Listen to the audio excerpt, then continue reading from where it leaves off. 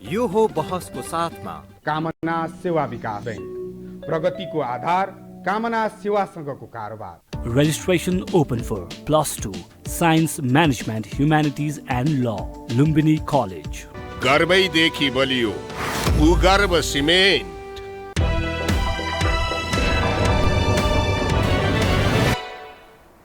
नमस्कार, यो बहसमा म यहाँलाई हार्दिक स्वागत गर्दछु। जीवराम भण्डारी। आज यहाँहरू सामुन्ने उपस्थित हुनुहुन्छ अनार सिंह कार्की।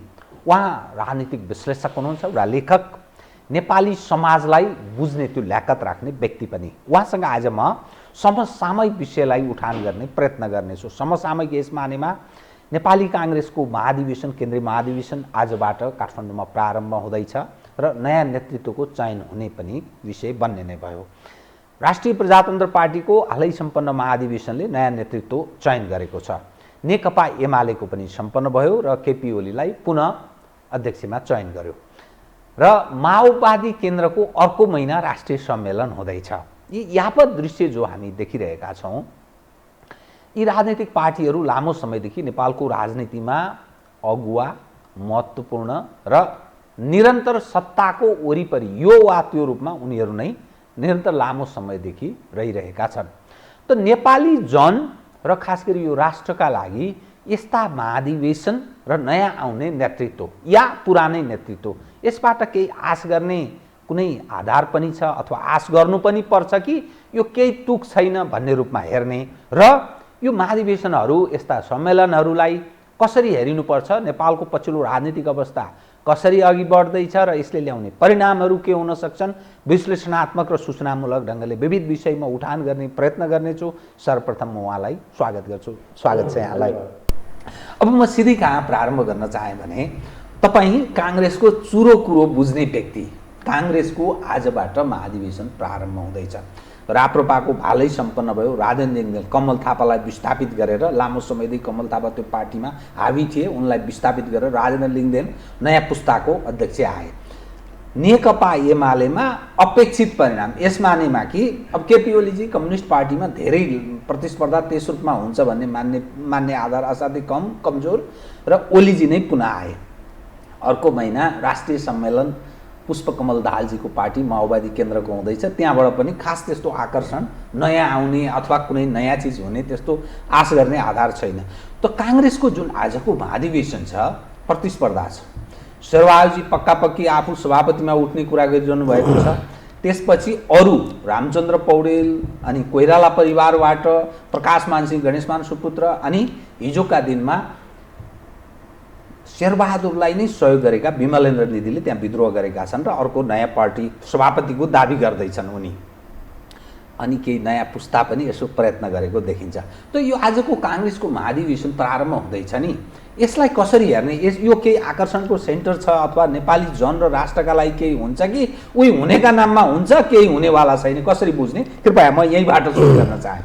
पहिलो चाहिँ नेपालको मात्रै होइन, राजनीतिक पार्टीहरूले सबै ठाउँमा आफ्नो महत्त्वलाई, आफ्नो चाहिँ औचित्यलाई बिस्तारै बिस्तारै गुमाउँदै गइरहेका छन्। र यसको कारण चाहिँ के हुनसक्छ भनेदेखि इजमहरू, जो राजनीतिक सिद्धान्त भन्छौँ, जो राजनीतिक वादहरू, त्यो चाहिँ प्रभावहीन हुँदै गएको देखिन्छ। संसारैभरि यसको ट्रेन्ड जस्तो देखिन्छ। त्यो नेपालमा त्यो अझ बढ्ता प्रभावित छ। अब जहाँसँग नेपालका पार्टीहरूको कुरा छ, नेपालका पार्टीहरूले सबै पार्टीले विश्वसनीयता, सबै पार्टीको नेतृत्वले मात्रै होइन, सबै पार्टीका कार्यकर्ताहरूले पनि बिस्तारै बिस्तारै आफ्नो विश्वसनीयता गुमाउँदै गएका छन्। र यस अवस्थामा भएको चाहिँ नि तपाईँको यो जो अधिवेशनहरू धमाधम सबै ठुला पार्टी, ठुला साना सबैको जो हुँदैछ, ती पार्टीहरूमा के देखिन्छ भनेदेखि अहिले पनि त्यहाँ खालि तपाईँको नेतृत्वको प्रतिस्पर्धा बाहेक कुनै नीति, कार्यक्रम, विचार यसका बारेमा कहीँ चर्चा भएको पनि सुनिँदैन। र कुनैले चाहिँ अपवादको रूपमा चर्चा गरिहाले भनेदेखि त्यो विषय चाहिँ त्यत्तिकै हराएर जान्छ। त्यो चाहिँ मूलधारको प्रचारको रूपमा आउँदैन। मूल चाहिँ रूपमा चाहिँ नि यसको चाहिँ नि नेतृत्व परिवर्तन मात्रै अहिलेको छ। र यसरी हेर्दाखेरि नेपालका राजनीतिक पार्टीहरू अब केवल सत्तामा जाने एउटा चाहिँ नि समूह जस्तो मात्रै भएका छन्। समग्रमा एउटा सत्तामा जान प्रयत्न गर्ने एउटा समूहको रूपमा मात्रै यिनीहरू छन्। राजनीतिक पार्टीको रूपमा यिनीहरू चाहिँ देखिँदैनन्। यो किसिमले सबैतिर केही हदसम्म विश्वव्यापी रूपमै र नेपालमा चाहिँ यो असाध्यै नै धेरै, अझै गरिब देशहरूमा चाहिँ असाध्यै नै धेरै छ। र भ्रष्टाचार र उसले यति चाहिँ नि जनतामा वितृष्णा आएको छ कि तपाईँको भन्नुहोस् न, भ्रष्टाचार मात्रै व्यापक भएको छैन, सारा हाम्रो नेपालकै सन्दर्भमा भन्ने हो भने त राज्यका सबै अङ्ग, लगभग सबै अङ्ग समाप्तको अवस्थामा छन्। तपाईँले देखिहाल्नुभयो, संसदले कुनै निरूपण दिन सक्दैन, यता देशभरि समस्या छन्। यति ठुला समस्यामा चाहिँ संसदले कुनै पनि निरूपण दिन सक्दैन, संसद ठिकसितले चल्दैन। संसद केही चाहिँ काम गर्नु पर्यो भने सरकारले संसदलाई चाहिँ छोडेर, संसदलाई हटाएर अनि चाहिँ तपाईँको चाहिँ अध्यादेशबाट चाहिँ कानुन ल्याएर चाहिँ गर्छ। यसो गर्दा संसदको लगभग चाहिँ औचित्य नै समाप्त हुने अवस्थामा संसद गइरहेको छ भने तपाईँको त्यस्तै अवस्था चाहिँ तपाईँको कार्यकारिणीको छ। कार्यकारिणी त देखिहाल्नुभयो, नेपालमा कार्यकारिणी अदालतको के अरे ऊबाट चाहिँ आदेशबाट चाहिँ बनेको कार्यकारिणी छ। र अदालतको जो देखिरहेको छ, अदालतमा यो भन्दा चाहिँ अपमानपूर्ण विवाद, अदालतको यो भन्दा चाहिँ धेरै अपमान कहिले होला, यस हदसम्म चाहिँ अनि भनौँ कि राज्यका सबै अङ्गहरू लगभग उनीहरूको औचित्य गुमाउँदै गइसकेको अवस्था छ। त यस्तो अवस्थाले गर्दाखेरि हाम्रो राजनीतिक अवस्था, सामाजिक अवस्था निकै भयावहतिर, निकै कष्टपूर्ण अवस्थातिर जाँदैछ कि जस्तो लाग्छ। अब यहाँ सवाल के रह्यो भने, तर समाजमा यिनै पार्टीहरू राज्य सञ्चालकको रूपमा छन्, राज्यका अङ्ग प्रत्यङ्गमा यिनकै कार्यकर्ता नातागोता सबैको पकड रह्यो, अर्थात् राज्यको सम्पूर्ण कब्जा यही वरिपरिका, कि यो देशमा काङ्ग्रेस कि कम्युनिस्टका मानिसहरूको कब्जा छ। त यो समग्र घटनाले लगभग 32 वर्षको राजनीतिक यात्राको क्रममा त अब के हुन सक्छ त? किनभने राज्य संयन्त्रमा उनीहरूको पकड छ, कब्जा उनीहरूले जमाएका छन्। जनताको सङ्गठित तागत अर्थात् कार्यकर्ता या जनता जे नाम दिनुहोस्, त्यो सङ्गठित तागत उनीहरूसँग छ।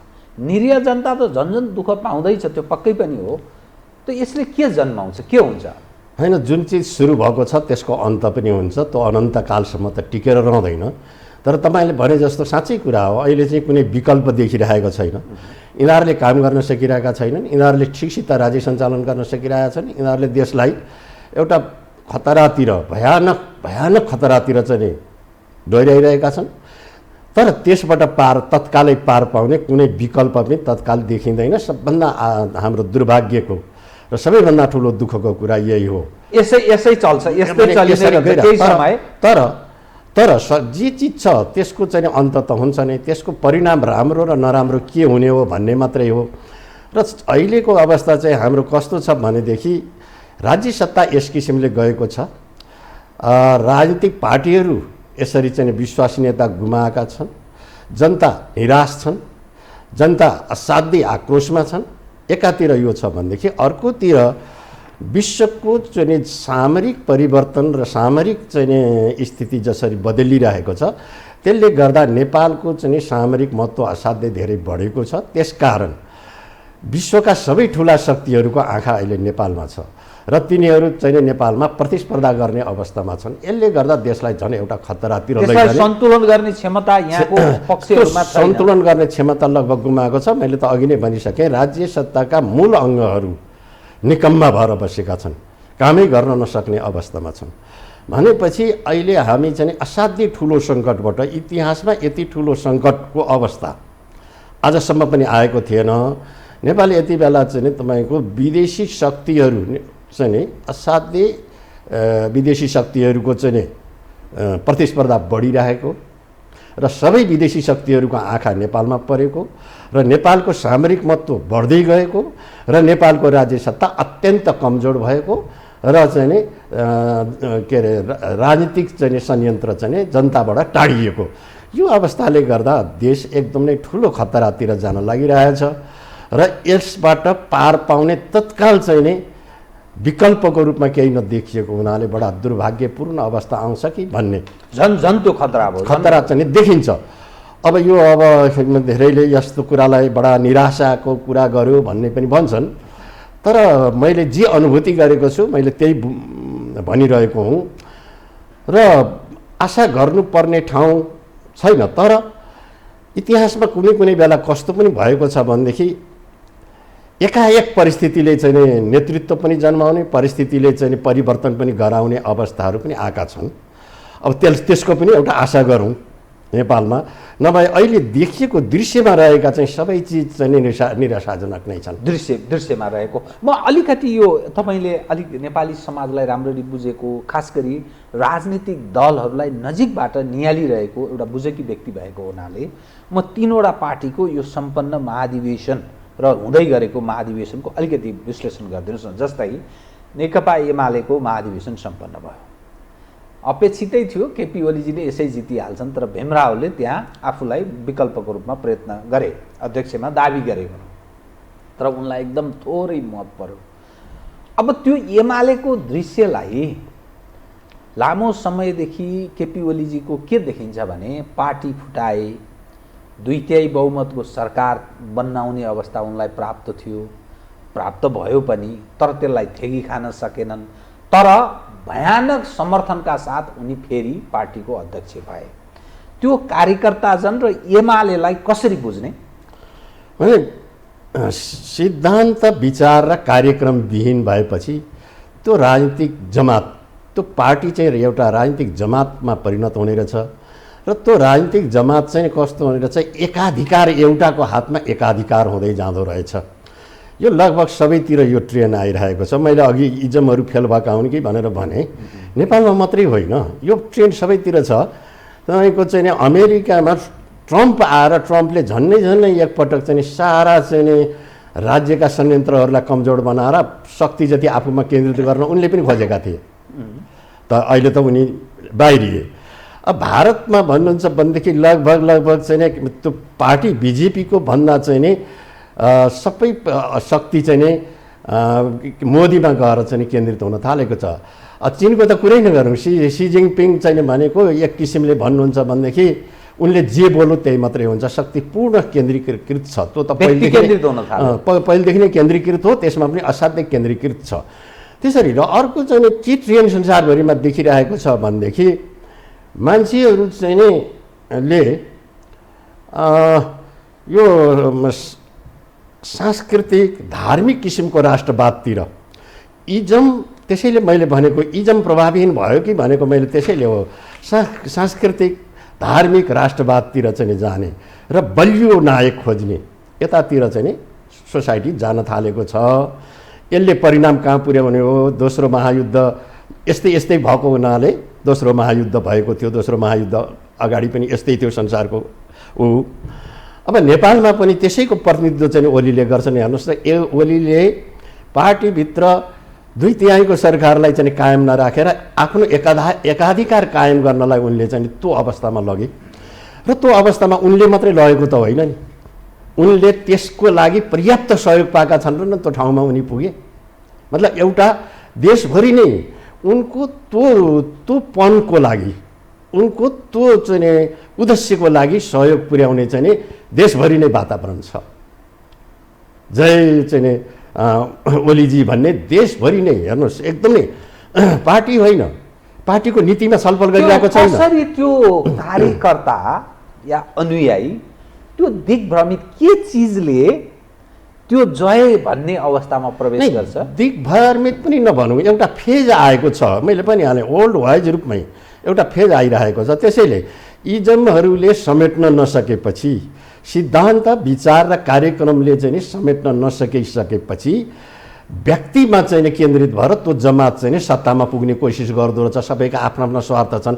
ओलीका मायाले मात्रै त्यसरी आएका त होइनन् त्यहाँ भएका, ओलीको जय जयकार जो गरिरहेका छन् ओलीको मायाले मात्रै त होइन, किनभने त्यसमा उनीहरूको पनि स्वार्थ छ। त्यसरी आफ्नो स्वार्थ त्यसरी पुरा हुन्छ भनेर चाहिँ त्यसरी बन्द जाँदो रहेछ। यो वर्ल्ड वाइज नै यो ट्रेन अलिकति गइरहेको छ, नेपालमा यो असाध्य धेरै देखेको छ। त्यसमा पनि ओलीमा साह्रै राम्रो गरी मुखरित भएको छ। अन्ततोगत्वा के हुन्छ त एमालेको जुन केपी ओलीजी यसो हेर्दाखेरि विगतमा एउटा स्लोगन दिए उनले राष्ट्रवादको, नाकाबन्दीमा खरो ढङ्गले उत्रे, नेपालमा काहीँ न काहीँ एन्टी इन्डियन सेन्टिमेन्ट छ, त्यसको उनले क्याच पनि गर्ने प्रयत्न गरे।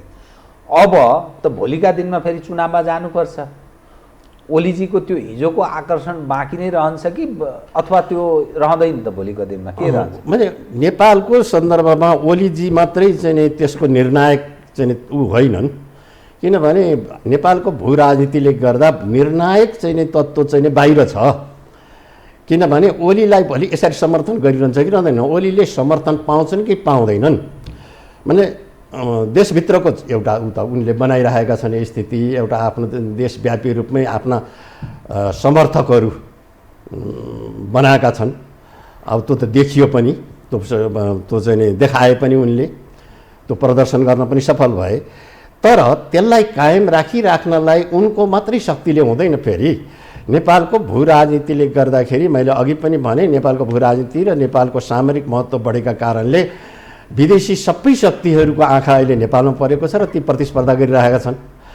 तिनले लगभग यहाँका राजनीतिक नेतृत्वलाई त तिनले आफ्नो कठपुतलीको रूपमा खेलाइरहेको छ। त्यो अनुभूति त हर नेपाली जनताले गरेको छ। त्यसै मध्येको एउटा पात्र हुन् ओली। त्यही भित्रको एउटा पात्र हुन् ओलीजी। र ओलीजीको सङ्गठन आज चाहिँ तुलनात्मक रूपमा हेर्दाखेरि सबैभन्दा बढ्ता सुसङ्गठित छ र सबैभन्दा बढ्ता केन्द्रीकृत पनि भएको देखिन्छ उनको। अरूको त्यो हदसम्म केन्द्रीकृत गर्न सकिरहेका छैनन्, त प्रयास चाहिँ सबैको त्यही नै छ।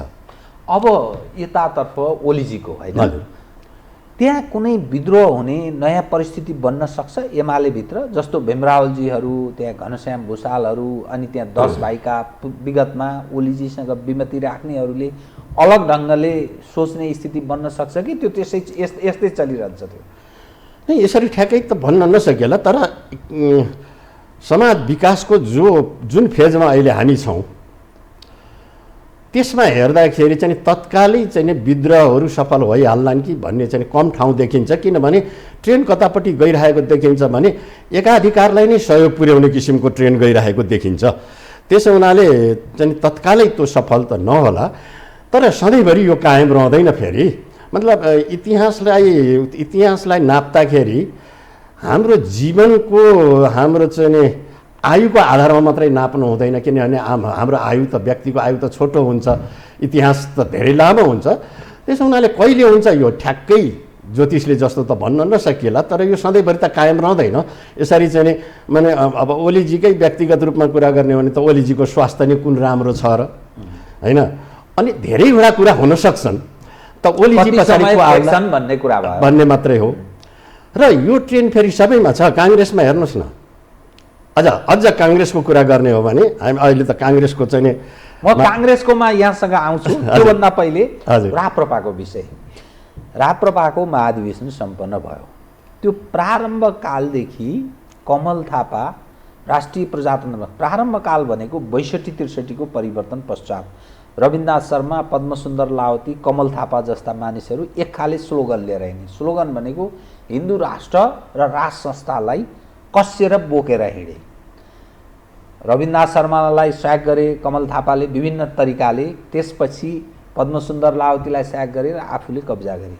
तर हुँदा हुँदा हुँदा राप्रपा उप मानिसको हेर्ने दृष्टिकोण, मानिसको भन्दा पनि खास गरी काङ्ग्रेस र कम्युनिस्ट नेपाली समाजमा अलि स्थापित पार्टीका अगुवाहरू र तिनका वरिपरिका कथित बुद्धिजीवीको धारणा के रह्यो भने यो परम्परागत, निरङ्कुश, प्रतिगामी, यो प्रतान्त्रिक अभ्यास पनि गर्दैन भन्ने दृष्टिकोण बारम्बार राखिरहेको। तर त्यो गजबको एउटा इतिहास अहिले कस्तो निर्माण गरे उनीहरूले भने एउटा लिम्बूको छोरो, भर्खरको ठिटो भनेको 50 को हाराहारीको ठिटो कमल थापालाई राम्रै राजनीतिक खेलाडी अथवा तिक्रममा पनि जान्ने, अलिकति बुझेकै, इन्टरनेसनल कम्युनिटीलाई नि बुझेको, अलिक खेलखाल गरेर लाभ लिन सक्ने, अलिक चतुर, त्यसरी बुझ्दै थिए। अनि अलग भाषा पनि प्रयोग गर्न सकिन्छ, तर त्यो भाषा प्रयोग गरिन। त त्यस्तो मानिस जसलाई चाहिँ पल्टा खानिदियो, खाइदियो कसले भन्दा राजेन्द्र लिङ्गदेनले। त यो राप्रपाको ट्रेन्ड जो युथमा आयो नि, एमाले आफूलाई क्रान्तिकारी ठान्थ्यो, त्यही 70 को हाराहारीको बुढो मान्छेलाई निरन्तरता दियो, विकल्प खोज्नेको कन्तबिजो त्यहाँ अलिकति उनीसँग असहमति जनाउने, अलि समाजलाई बुझेको विश्वलाई बुझेको सुपठित भीम रावलको बिचारा त्यो हालत, त्यहाँका कार्यकर्ताको त्यसरी चाहिन्छ। राप्रपामा चाहिँ नयाँ ट्रेन्ड देखियो। अब काङ्ग्रेसको बारेमा नि म सोध्छु, तर त्योभन्दा अगाडि यो राप्रपाको ट्रेन्ड यसलाई के भन्ने बताउनुहोस् त। यो राप्रपाले निश्चय नै पनि नेपालको तपाईँको चाहिँ परम्परागत शक्तिको चाहिँ प्रतिनिधित्व गर्दथ्यो, त त्यसलाई उसले ठिकसितले गर्न सकेन। त्यसो हुनाले परम्परागत शक्ति, परम्परागत मान्यता विचार बोकेका मान्छेहरू त्यसले सबै समेट्न सकेन र विभिन्न साना फुत्त देखिरहेका छन्। अरू पनि साना सङ्गठनहरू देखिरहेका छन्, त्यसलाई उसले समेटेर लगेर गर्न सकेन। र केही दिन अगाडि चाहिँ नै अलिकति गर्न सक्छ कि जस्तो भएर अलिकति चाहिँ तपाईँको पपुलर भोट पनि अलिकति बढ्ता ल्याएको अवस्था थियो, त्यसलाई पनि कायम गरेर राख्न सकेन।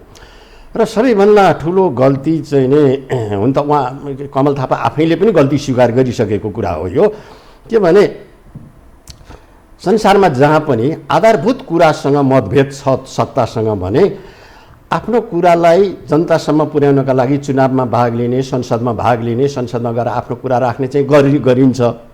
तर सत्तामा जानु भनेको चाहिँ त्यो भइरहेको संविधानलाई नै लागू गर्न जानु हो।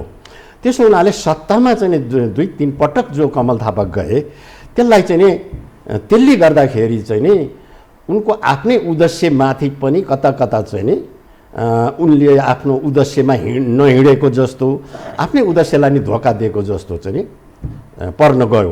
अब त्यसमा उनका आफ्ना चाहिँ नि तर्कहरू पनि छन्।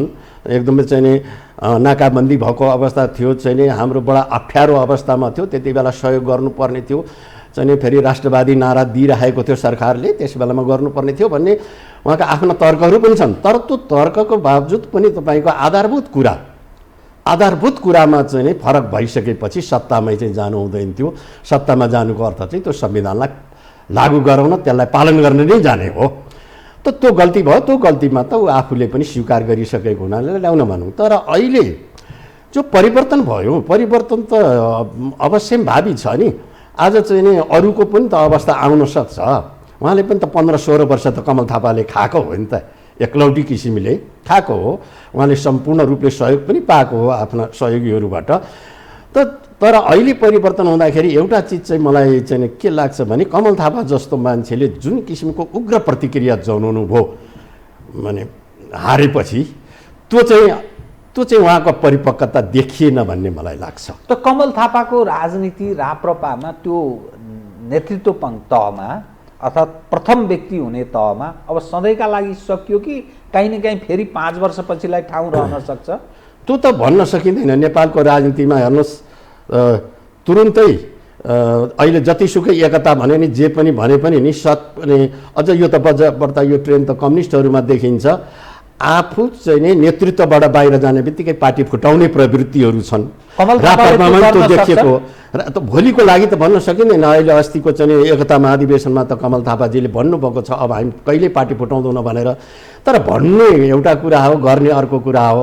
त्यसो हुनाले भन्न सकिन्न भोलिको अवस्था के भएर जान्छ भन्ने कुरा भन्न सकिन्न। र अर्को कुरा पनि छ, तपाईँको राजेन्द्र लिङ्गदेनले जसरी एउटा युवाले जसरी चाहिँ अहिले नेतृत्व चाहिँ हत्याउन सफल हुनुभयो, एउटा भनौँ न पपुलर भोटबाटै नेतृत्वले हत्याएको देखिन्छ, त्योलाई कायम गर्न सक्ने कि नसक्ने भन्ने पनि भोलि प्रश्न उठ्छ। त्यसलाई कायम गर्न सक्यो, त्यो अहिले भनेका कुराहरूलाई पुरा गर्न सक्यो र आफ्नो विश्वसनीयतालाई उसले कायम गरेर लग्न सक्यो भनेदेखि त्यसले धेरै चिजलाई समेटेर लैजाला। त्यसले धेरै चिजलाई समेट्दा भन्दाखेरि मलाई के पनि लाग्छ भनेदेखि अनि परम्परागत शक्ति मात्रै होइन, मध्यमार्गी शक्ति पनि अहिले अलपत्र छ। काङ्ग्रेसले मध्यमार्गी शक्तिलाई छोडिदिएर के अरे कम्युनिस्टहरूको चाहिँ नजिक पुगेको छ, कम्युनिस्टहरूको एजेन्डामा गएको छ काङ्ग्रेस। यसो गर्दाखेरि मध्यमार्गी शक्ति पनि तपाईँको मध्यमार्गी समाज जो छ नि नेपालको त्यो पनि अलपत्र छ, त्यसलाई पनि समेट्न सक्ने अवस्था छ। अब त्यो राजेन्द्र लेनदेनले भोलि कसरी गर्छन् के गर्छन् हेर्न बाँकी नै छ उहाँको। त्यो मूल्याङ्कन चाहिँ अलिक पछाडि नै गर्नु पर्ला। अब म यहाँसँग नि काङ्ग्रेसको महाधिवेशनमा आएँ। काङ्ग्रेसको महाधिवेशन आजबाट प्रारम्भ हुँदैछ। 5000 लगभग त्यसको हाराहारीका महाधिवेशन प्रतिनिधिहरू यो महाधिवेशनमा सहभागी हुनेछन्। अरू आम रूपमा गर्दा हजारौँ लाखौँ मानिस सहभागी होलान् उद्घाटन सत्रमा, उद्घाटनको अवसरमा। यसमा केही विदेशी पाहुनाहरू पनि खास गरी भारतका केही नेताहरू आउने भनिएको छ। 4 जना जति आइसकेको, तृणमूल काङ्ग्रेस र केहीको अरू पार्टीका पनि आएको भनेर बताइएको छ। त्यहाँ सवाल के रह्यो भने शेरबहादुर देउवा आफूलाई बलियो एउटा दावेदार सभापतिको रूपमा आफूलाई पेश गर्नुभएको छ। उहाँदेखि बाहेकका अरू व्यक्तिहरूको कुरा गर्दा डाक्टर शेखर कोइराला, रामचन्द्र पौडेल, गणेशमान सिंहका सुपुत्र प्रकाशमान सिंह, विमलेन्द्र निधि लगायतका केही मानिसहरू सभापतिको दाबी गरिरहेका छन्। कृष्ण सिटौला आफ्नो ढङ्गले अलिकति च्याके भन्छ नि, च्याके ताप्ने अथवा कसरी लाभ हुन सक्छ आफूलाई राजनीतिक रूपले आफ्नो गुटलाई भनेर अलग ढङ्गले खेल्दै गरेको पनि स्थिति छ। त यो जो दृश्य छ नि, शेरबहादुर देउवा आफ्नो टिम अहिले घोषणा गर्ने अन्तिम कसरतमा छन्। आफू सभापति, त्यसपछि उपसभापति, महामन्त्री, पदाधिकारीदेखि लिएर सेन्ट्रल कमिटीको मेरो चाहिँ यी मानिस हुन् भनेर उनी घोषणा गर्दैछन् भने अरू इतरहरू, शेरबहादुर इतरहरू एउटा मात्रै उम्मेदवार दिलाउने बनाउने कसरतमा पनि लागेको देखिन्छ। भलै प्रकाशमान सिंह र विमलेन्द्र निधि कुनै हालतमा नछोड्ने बताइरहेका छन्।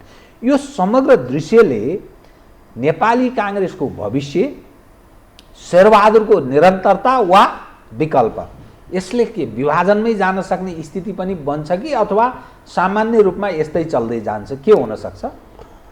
पहिलो कुरा के भनेदेखि काङ्ग्रेसभित्रको आन्तरिक जो प्रतिस्पर्धा छ त्यो आन्तरिक प्रतिस्पर्धामा त तपाईँको कोही पनि एउटा नीति कार्यक्रम र विचारलाई लिएर आइरहेका छैनन् र चाहिँ गुट बनाएर प्रतिस्पर्धामा छन्। यो चाहिँ सबै देशभित्रकै सबै पार्टीको लगभग यस्तै ट्रेन हो।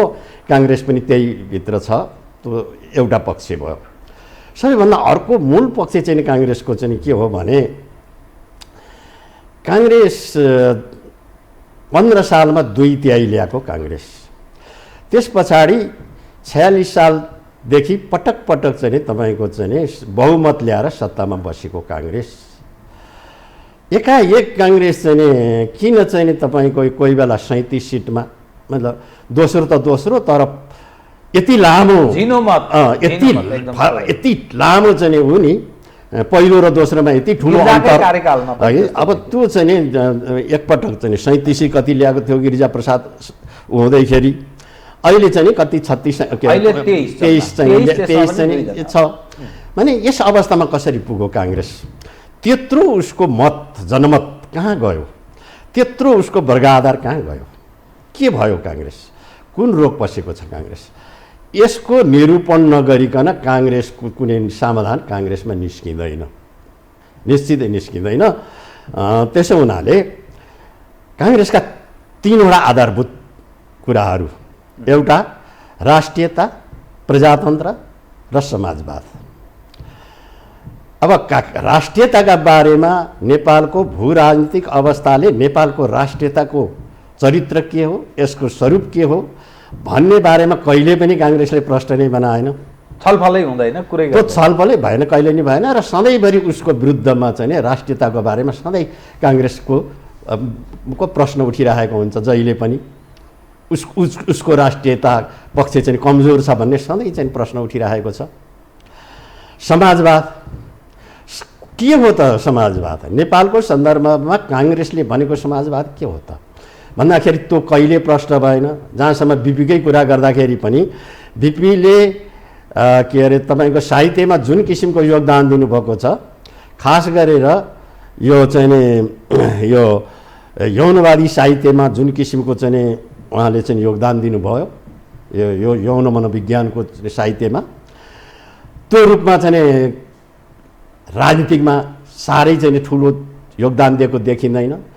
हेर्नुहोस्, उहाँका चाहिँ विचारहरू चाहे समाजवाद भन्नुहोस् चाहे के भन्नुहोस्, उहाँसँग धेरै प्रष्ट छैन। उहाँ कहाँ खोज्नुपर्छ भने उहाँका चाहिँ अन्तर्वार्ताहरूमा उहाँको चाहिँ जेल के अरे जर्नल यस्ता चिजहरूमा खोजेर जम्मा गर्नुपर्छ। एउटा सोलिड किताब एउटा काहीँ उहाँले पनि लेख्नुभएको छैन, विचार या दर्शन लेख्नुभएको छैन उहाँले पनि, हगि त्यसबाट खोजेर आफैले अर्थ लाउनु पर्ने छ। त्यस हुनाले काङ्ग्रेसमा समाजवादको कहिले पनि व्याख्या गर्दै गरिएन। त्यो समाजवाद पनि कहिले लिइएको भने वीरगञ्जको चाहिँ अधिवेशन हुँदाखेरि 2012 सालमा वीरगञ्जमा अधिवेशन हुँदाखेरि के अरे सुवर्ण शमशेर सभापति हुँदाखेरि काङ्ग्रेसले चाहिँ समाजवाद चाहिँ स्वीकार गरेको त्यस बेलादेखि हो र समाजवादको परिभाषा आजसम्म नि काङ्ग्रेसले लगाएको छैन र त्यसको चाहिँ कार्यक्रम के हुन्छ भन्ने पनि छैन। ल हेर्नुहोस्, दुईवटा चिज उसको राष्ट्रियतामा सधैँभरि प्रश्न उठेको छ र समाजवादको उसले चाहिँ अहिले त झन् कति उसमा छ काङ्ग्रेस भन्नु होला भने कम्युनिस्टहरूको समाजवाद र उसको समाजवादमा के फरक, मान्छेले भ्याउ पाउँदैन। त्यही फेरि अब तपाईँको तिनटै चिज चाहिँ नि अहिले आफ्नो चाहिँ एजेन्डा छोडेर कम्युनिस्टको एजेन्डामा गएको छ, खास गरेर 12 बुँदे पछाडि। तिनटै एजेन्डा भनेको चाहिँ एउटा भन्नुहोस् न, सङ्घीयता काङ्ग्रेसको होइन, धर्मनिरपेक्षता त अझ काङ्ग्रेसले गिरिजाप्रसादले पनि कति बेला आयो मैले थाहा पाइनँ भनेर भनेका थिए। अनि चाहिँ तपाईँको गणतन्त्र पनि काङ्ग्रेसको होइन, त्यो पछि अरूकैलाई उनीहरूले स्वीकार गरेर जानु परेको। अब उसँग अहिले कुनै पनि आफ्नो चाहिँ नि एजेन्डा पनि छैन भनेपछि जसलाई जुन वर्ग आधार थियो नि, उसको जुन जनआधार थियो नि, त्यो माओवादी अथवा कम्युनिस्टहरूको चाहिँ नि एजेन्डामा गइसकेपछि अब त्यो जनआधार पनि उसको पक्षमा चाहिँ नि देखिँदैन, त्यो वर्ग आधार पनि उसँग देखिँदैन भनेपछि आफ्नो वर्ग आधार पनि जनआधार पनि राम्रो गरी काङ्ग्रेसले समेट्न सकेको छैन, अठ्याउन सकेको छैन भनेपछि काङ्ग्रेस असाध्यै अप्ठ्यारो अवस्थामा छ। र काङ्ग्रेस अप्ठ्यारो अवस्थामा पर्नु भनेको मध्यम के अरे यो मध्यममार्गी पार्टी अप्ठ्यारोमा पर्नु भनेको र उग्रवादीहरूकोमा मास जान्छ। त्यसो गर्दाखेरि नकारात्मक त्यस्तो उग्रवादतिर जान्छ, दुईटा अतिवादतिर जान्छ।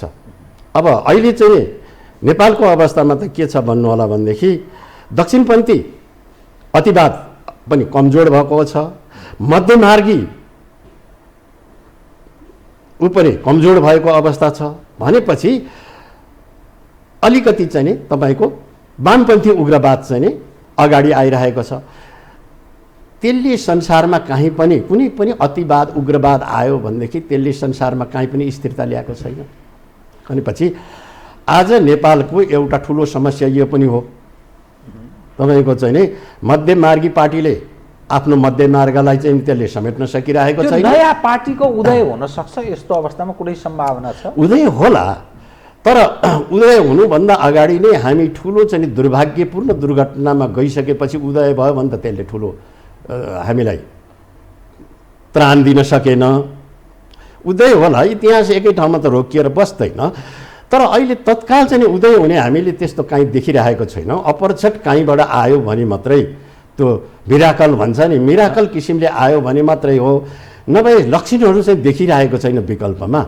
काङ्ग्रेसको जो महाधिवेशन आजबाट सुरु हुँदैछ नि, काङ्ग्रेसको यो महाधिवेशन र नेतृत्वका लागि जो तछाड मछाडको स्थिति छ, खरिद बिक्रीका कुरा गर्छन्, ठुलो धनराशि खर्च हुने कुरा गर्छन्, व्यापारीहरूको पकड कब्जामा पार्टी गएको, धनवाद त्यहाँ हाबी भएको कुरा गर्छन्, पैसाले मात्रै महाधिवेशन प्रतिनिधि साराका सारा मानिस भएका छन्, यस्तो कुरा गरिन्छ नि।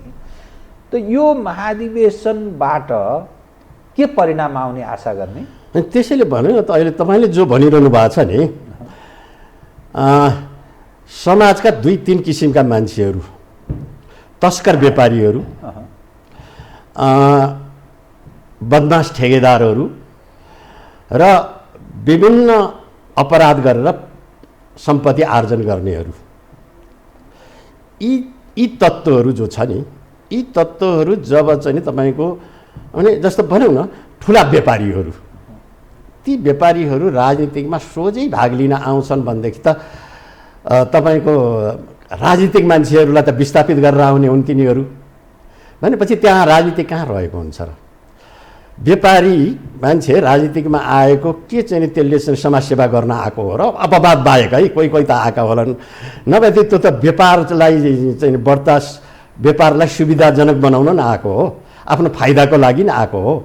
त्यस्तै अपराधी आएको छ। अहिले अपराधीको भन्नुहुन्छ भनेदेखि तपाईँको चाहिँ सत्तामा भएका अपराधी गर्नुहोस् न, कतिलाई चाहिँ तपाईँको चाहिँ फरार अभियुक्त भनिरहेको छ तर चाहिँ सत्ताको माथिल्लो ठाउँमा छन्। त्यसो हुनाले तपाईँको अपराधीहरू जम्मै पसेका छन्, अपराधी जम्मै बसेका छन्, तस्कर व्यापारीहरू जम्मै पसेका छन्। त्यसो गर्दाखेरि सक्कली राजनीतिक मान्छे कति त्यहाँ चाहिँ अड्न सक्ला? लगभग विस्थापित भइसकेको अवस्था छ र त्यसको कब्जामा गइसकेको छ। त्यसै हुनाले नीति र कार्यक्रमको चाहिँ छलफलै हुँदैन र हरेक तपाईँको म हिजो अस्ति मात्रै म आफ्नो जिल्लाबाट आएको, मैले आफ्नो जिल्ला सोलुखुम्बु ओखलडुङ्गा रामेछापतिरको त्यहाँ अलिअलि मैले बुझेअनुसार तपाईँको त्यहाँको एउटा वडा अध्यक्षको लागि जित्नका लागि मान्छेले 25 लाख 30 लाख रुपियाँ खर्च गरिरहेको भनेर सुनेको थिएँ मैले।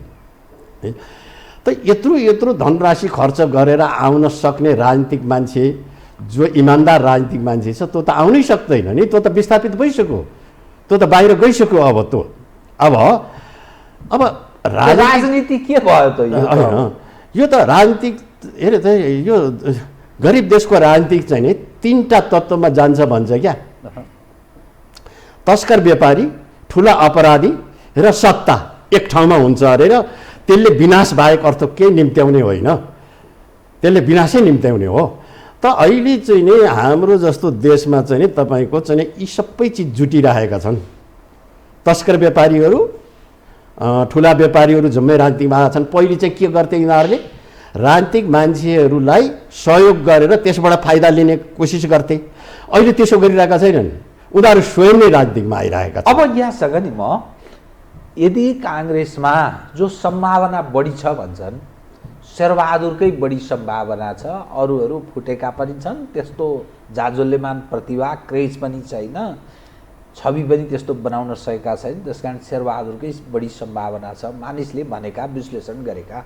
यदि शेरबहादुरले नै निरन्तरता पायो भने काङ्ग्रेसमा के हुन्छ र शेरबहादुरको विकल्पमा अर्को खाले तागत स्थापित भयो भने के हुन्छ यो महाधिवेशन पछिको? आधारभूत रूपमा त फरक पर्दैन शेरबहादुरको ठाउँमा अर्को आए पनि, किनभने शेरबहादुरको ठाउँमा आउनेसँग पनि कुनै अलग किसिमको नीति विचार र धारणाहरू त पाइँदैन नि त। त्यसो हुनाले फरक खासै चाहिँ केही जो आए पनि खासै फरक चाहिँ हुँदैन।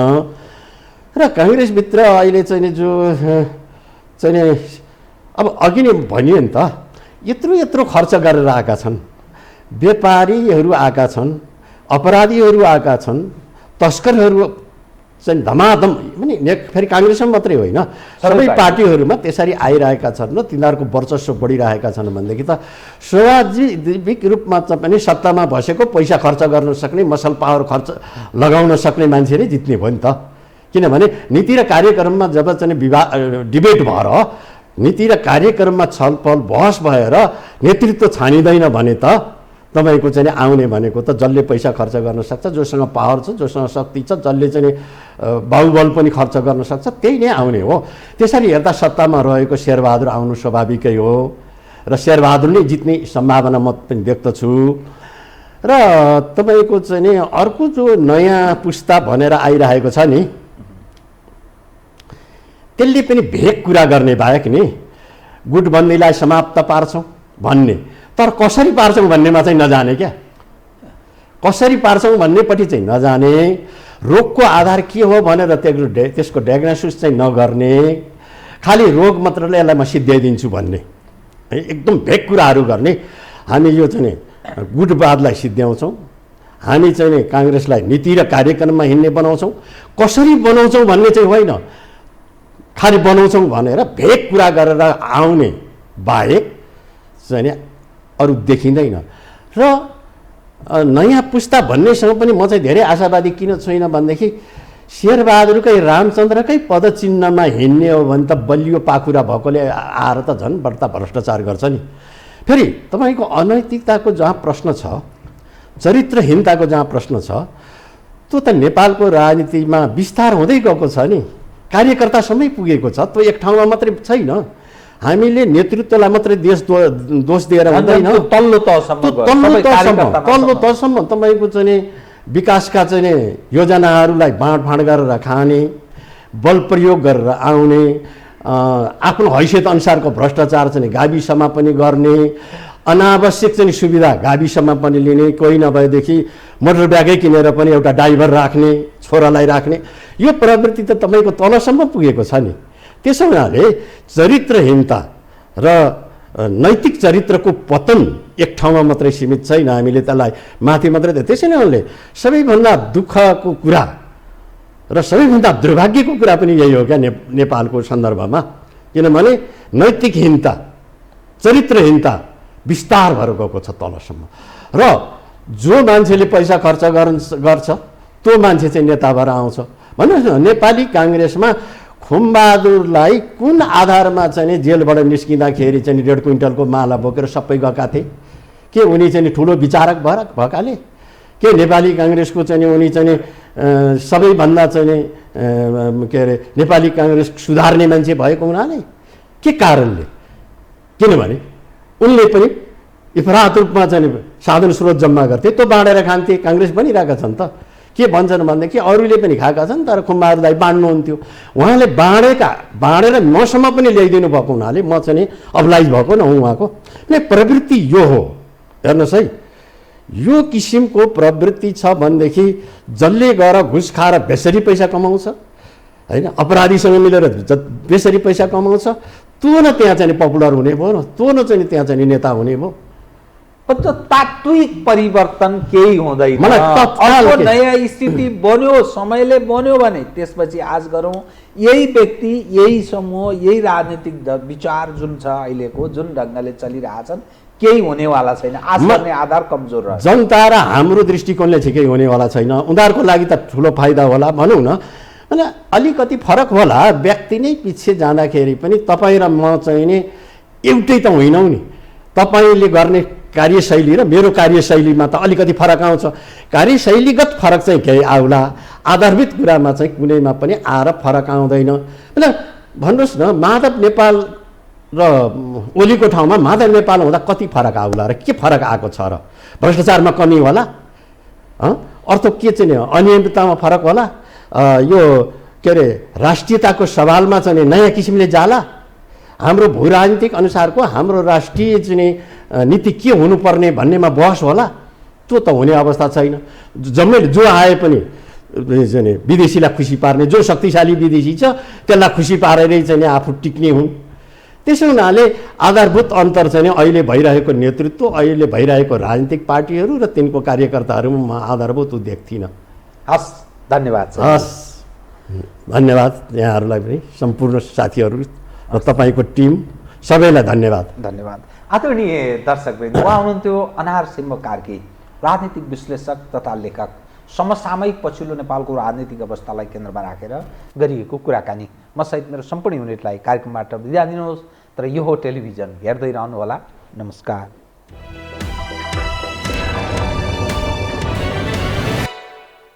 यो हो बहसको साथमा कामना सेवा विकास बैंक, प्रगतिको आधार कामना सेवासँगको कारोबार। Registration open for +2 Science Management Humanities and Law, Lumbini College.